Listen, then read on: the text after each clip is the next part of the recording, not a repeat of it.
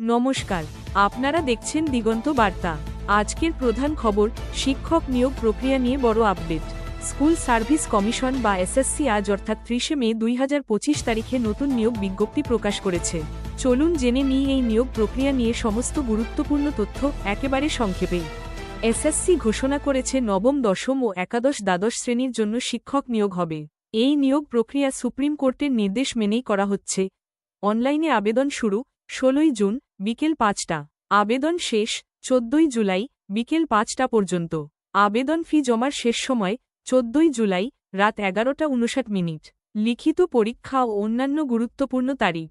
লিখিত পরীক্ষা হতে পারে সেপ্টেম্বরের প্রথম সপ্তাহে, ফল প্রকাশ অক্টোবরের চতুর্থ সপ্তাহে, ইন্টারভিউ নভেম্বরের প্রথম সপ্তাহ থেকে তৃতীয় সপ্তাহ, প্যানেল প্রকাশ 24 নভেম্বর, কাউন্সেলিং শুরু 29 নভেম্বর থেকে।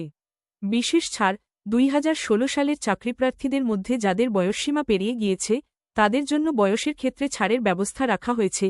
আবেদন ফি জেনারেল ও ওবিসি প্রার্থীদের জন্য 500 রুপি, এসসি, এসটি ও শারীরিক প্রতিবন্ধী প্রার্থীদের জন্য 200 রুপি।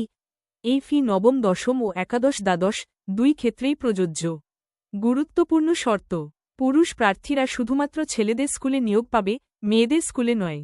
যে কোনো ভারতীয় নাগরিক যিনি শিক্ষাগত যোগ্যতা পূরণ করেন তিনিই পরীক্ষায় বসতে পারবেন।